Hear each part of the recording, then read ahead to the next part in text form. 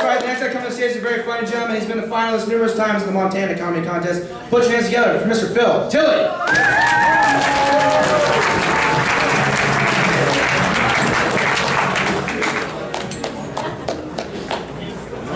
Everything you're about to hear is true. I'd like to tell you a little bit about my ex-girlfriend.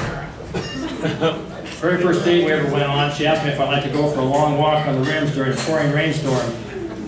I said absolutely. I figured at my age, a long walk in the rain is my best opportunity to make a woman get wet and breathe heavy at the same time.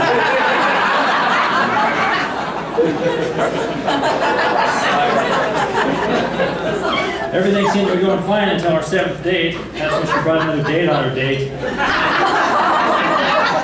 What kind of crazy person brings another date on a date? She informed me that the entire time she'd been dating me, she'd also been dating Russ. She said, "Phil, you don't deserve a woman like me." Well, at least we agreed on that much. No nice guy deserves a two-time bitch in his life. She said when she's with Russ, she feels safe. Now, what does that even mean?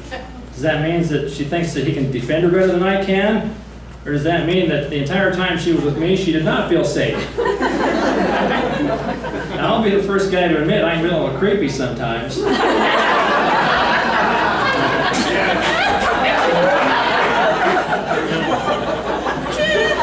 I can sometimes say some inappropriate things, but I'm no Bill Cosby, for Christ's sake. Those Quaalude pudding pops were supposed to be a joke. She said, "Besides, Phil, I prefer younger men." Now, the comedian in me made me say, "So do I." That's what attracted me to you in the first place, was your manly body. Had an awkward moment in the drugstore the other day when I ran into her buying an extremely large tube of Vagisil. That made perfectly good sense to me, seeing as how her new boyfriend looks like he could be the Pillsbury Doughboy.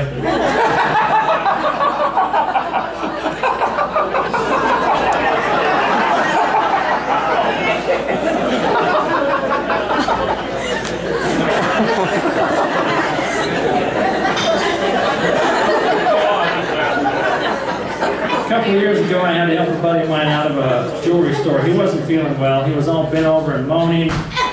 Once I got him outside, he said, "I gotta take a shit. Do you want to watch?" No. He said, No. Well, they weren't looking. I put 3 wristwatches up my ass. You want one or not? Now, in my mind, I could immediately see the scene from the movie Pulp Fiction, where Christopher Walken is trying to give the young Bruce Willis a wristwatch that has quite literally spent more time on men's asses than on their wrists. I looked at his wrist, and he was wearing a Rolex. I said, "Is it a Rolex? Because if it is, I'll reach right up in there and try that thing out right now." He said, No, they're Citizens brand. They're worth about $300 instead of $3 grand. You want one or not? I said, "What do you do with them?" "I sell them on the internet." So, if you're buying a watch on the internet, and you think you're getting a sweet deal, you might actually be getting a piece of crap. Now, I don't know what disturbed me more, the fact that he wanted to give me one, or the fact that he could fit 3 Citizens in his ass. 3? Seriously? He said, "Yeah, if there was ladies' watches, I could have got 5 of them in there." "You sell those on the internet too?" "Hells no. I trade them to the ladies for sex." Now, ladies, to my way of thinking, that gives a whole new meaning to a timepiece. He said, "It's a good thing we got out of there when we did. I think I set off an alarm." I didn't hear any alarms. He said, "No, it was on one of the watches. It was set to vibrate and it was pressed up against my prostate." What? The entire time I thought he was sick? Sick bastard was coming his goddamn brains out.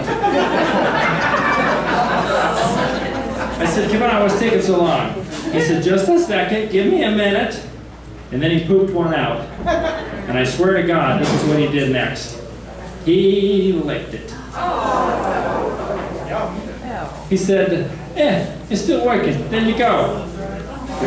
Now I know the old saying for Timex watches used to be, "It takes a licking and keeps on ticking." I think the new slogan for Citizens Brand watches should be, at Citizens Brand, we've upped our standards, so up yours. You guys were a great audience.